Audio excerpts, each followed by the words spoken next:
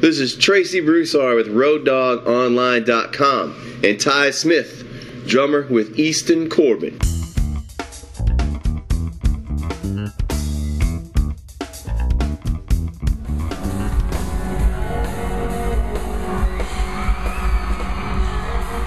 So, why'd you start playing drums? What was the... I think probably like all of us, man. It was the easiest thing that we could get to. Pots and pans, spoons and forks. That's how I started, literally. Because my parents were not going to buy me a drum kit, you know, Tracy. Did they have any musical background? No, not at all. Not at all. But I grew up, my dad's a pastor, so we grew up in church all the time, man. So it was always music. Yeah. When did you start playing? Man, I started late. I didn't get a drum kit until I was 14 years old. And, you know, I really am envious of a lot of guys. When did you start? I started when I was 10, so... Yeah, but, you know, so many of our friends started when they're 5 years old. Yeah. And I'm so envious of that, you know, because I just didn't have that opportunity. So I started kind of late and, you know, just started teaching myself with playing the records. Yeah. So what were some of your musical influences growing up? Oh, man, Al Green, Andre Crouch, Blackwood Brothers, old Kenny Rogers. What made you move to Nashville? I moved to Nashville because I was very fortunate. I met a guy named Jim Foster who was a great teacher. He taught at Belmont.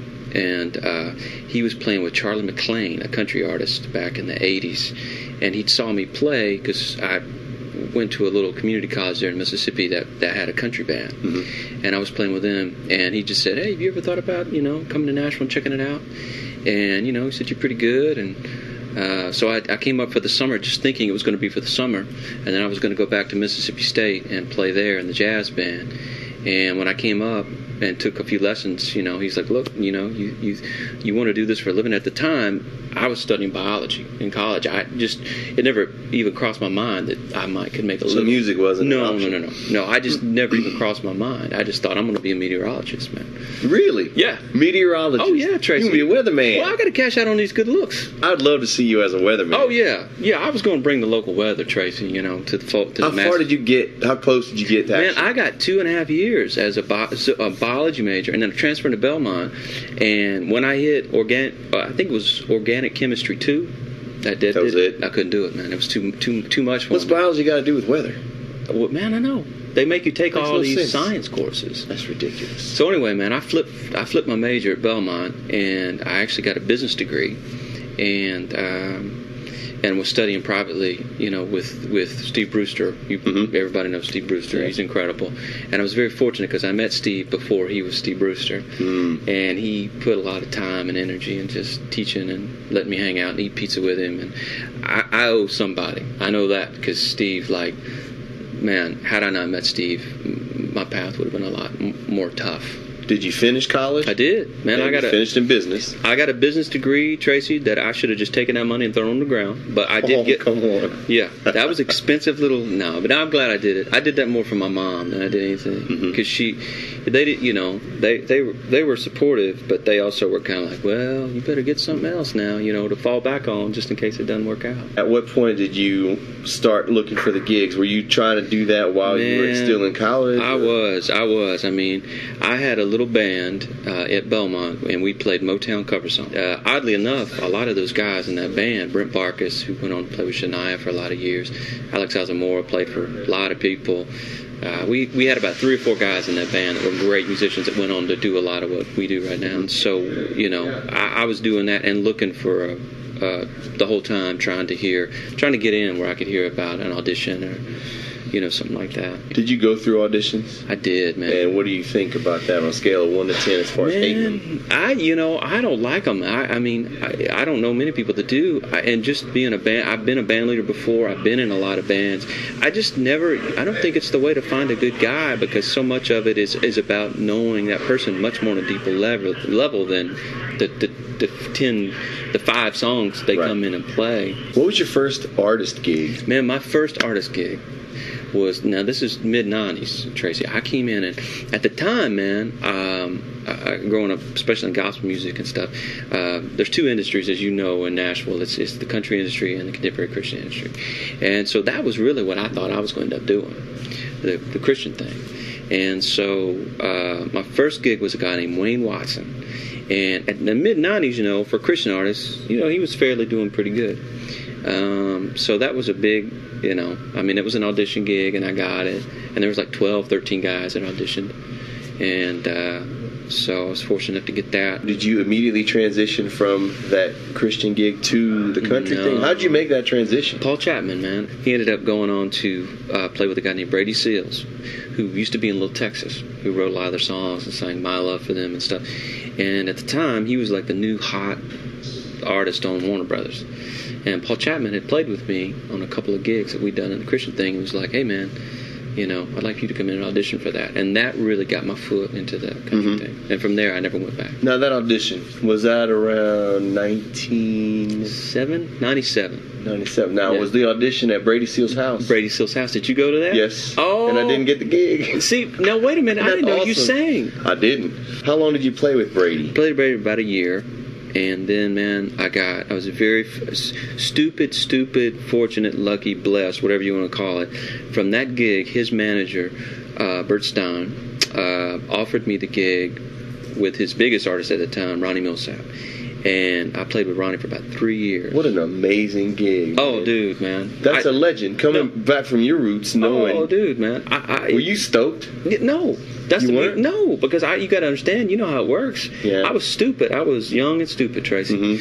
And, I was stoked because it paid really well. You know, it was one of those gigs at the time, you know, playing for Ronnie, man, you know, he was doing all right. But it was, I still at that time was wanting to play with Shania Twain or whoever the biggest was. And so you felt it was kind of like a letdown? Yeah, I felt kind of like, man, you know, this is a stepping stone. But I didn't realize at that time musically how much I was going to learn. The second gig I did with him, we did a fly date, which fly date, guys, just means basically you're on a plane and you're not taking your stuff and you're going to get a really, really crappy drum set. So anyway, I'm trying to tune this drum up. And I'm still nervous because, I mean, you know, any gig, man, can go south. And, you know, you're still nervous. You don't know anybody yet. I was the first new band guy. They had 15 years on that gig. Wow, man, that's the one. Oh, dude, I was sweating bullets. Definitely the new guy. Oh, I was a new guy, you know, and they never had anybody like under 30. All these guys were like, wow, you know, dude. So you were kind of on the hot seat. Oh, I was, and they told me coming in, they said, dude, you're the hot seat. It's, you know, you just are drums. This gig's about drums and piano, Ronnie. So anyway, I'm trying to tune the snare drum, and I'm just lightly tapping it. And they walked Ronnie out. He had a guy that kind of walks him around, you know, and walked Ronnie out. And Ronnie's talking to him and playing on the piano. And as I'm kind of lightly tapping, because I didn't want to just start whacking with Ronnie there, Ronnie turns around and goes, hey, Ty, he goes, that snare drum's an E, man. I don't like my snare drum's an E. Could you make that an A? Now, I know instantly I'm in deep, deep trouble, Tracy, because now I play guitar and I sing, but I don't hear no E in that snare drum, and I don't hear an A. Oh, so man. Already I'm thinking, I just lost the gig. Oh, I just write that, you know. Oh, no way. So anyway, I just start thinking, okay, don't panic. I'm thinking semitones. I'm thinking anything I can think. So I just start lightly coming up into my head thinking, you know, piano board. I'm trying to go from E and then step up, okay, E sharp, you know. And I just start raising it, and he still talks, and I'm lightly tapping. And then finally he turns around and he goes, yeah, Ty, baby, that's an A. Thank you, man. The thing with Ronnie was that half the show he wanted metronomically, you know, really right in there. The other half, you followed him.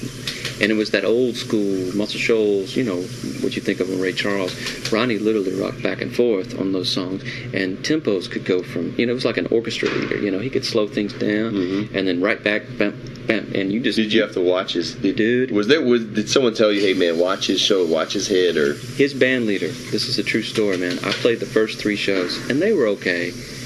But I was still trying to do what I thought I was supposed to do, which was just, man, once a tempo locked in, I did not move. I was trying everything I could do, not speed up, not slow down, what we kind of think is a good job.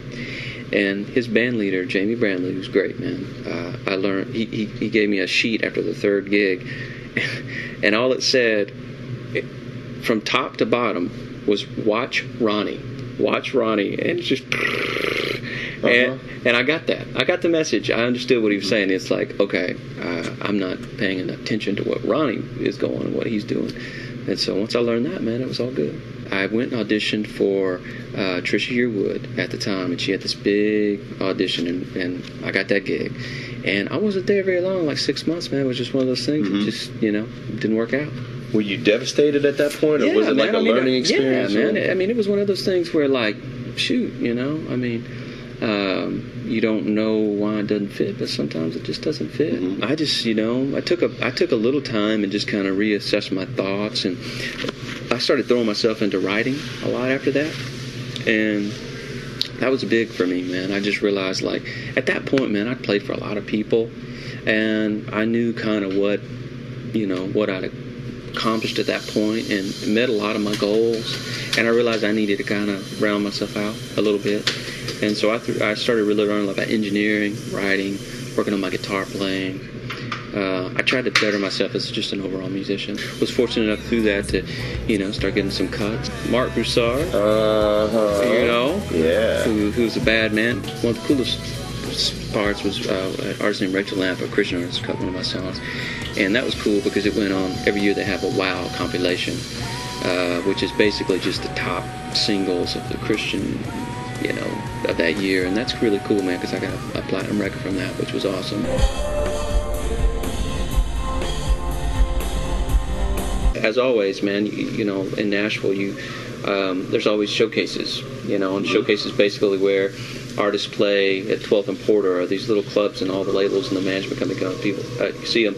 That's how I got the Easton gig. I got recommended by Glenn Worf to his producer to play with Easton Corbin, who at the time, had done a record, but that was it. His own, didn't even have a booking agent or management. So we did got recommended to play with Easton at 12th and Porter, and that's how I met Easton first time, playing a showcase. Which cool. If you come to Nashville, all you guys end up doing showcases. It's just part of it. It's like showcases might be better than auditions.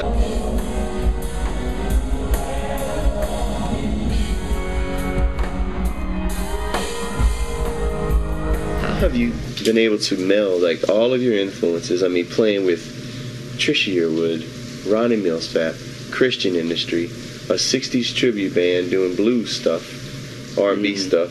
How has that melded into Easton's gig? Because Easton's a pretty traditional artist. He is, man. He is.